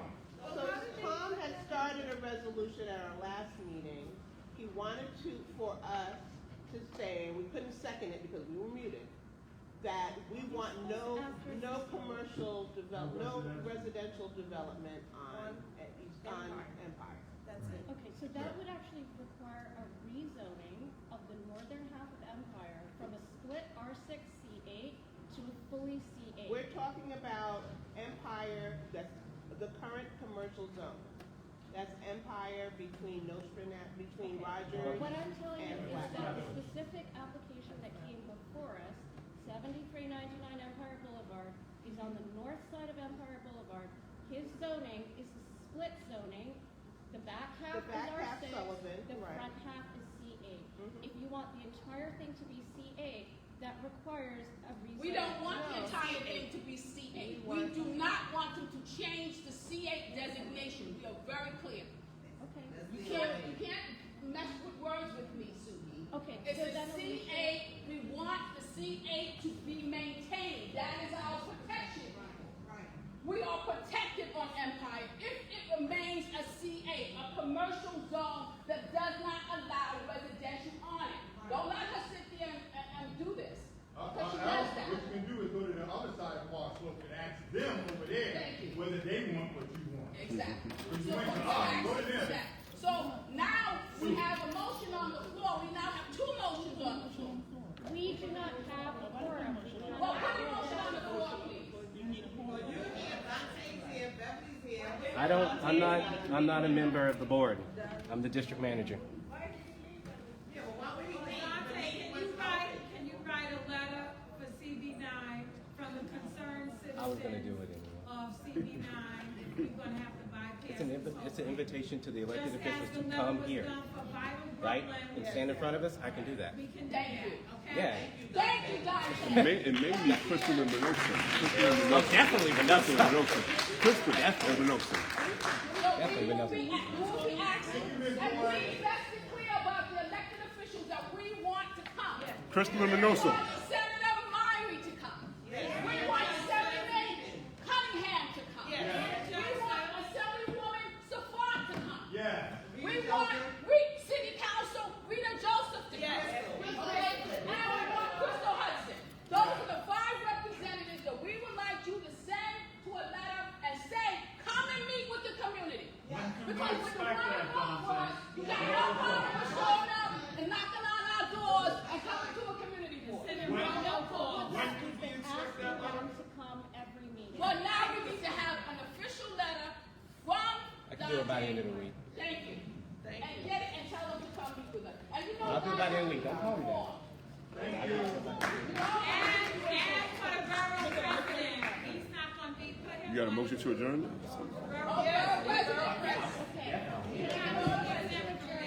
So moved. Meeting adjourned? Thank you all. You gonna help me up? You don't need one. You know you don't need one. Already locked down. We got to sit up with a bullhorn at the beginning of our board meetings when we came on board. Thank you all. If you want to sign up and leave your email so we can do this. Where we wanted them to sign in. She and everybody went bullhorn. You are Tom. Months and months and months of it. Now, she said, let it stay like it is. And I'm going to write a motion. Hell, she's Well, of course they're going to give you all that now. So good to meet you. I'm Miles. Yes, I know. I was here with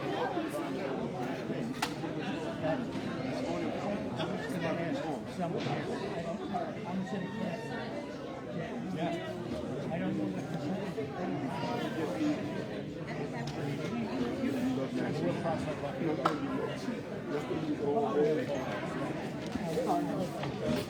Predominantly in the R6 area are lower buildings. But 100 per.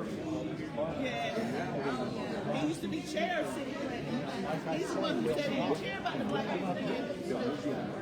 No one.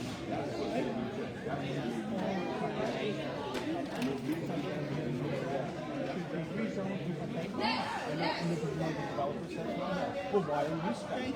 Why do you get to stay the same? It's not spending. Everyone else is just people. Yes, business. You have a very good term. They have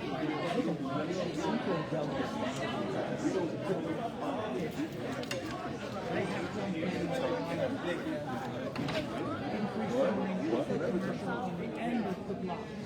Okay, so we're going to increase a little bit, not too big. Good.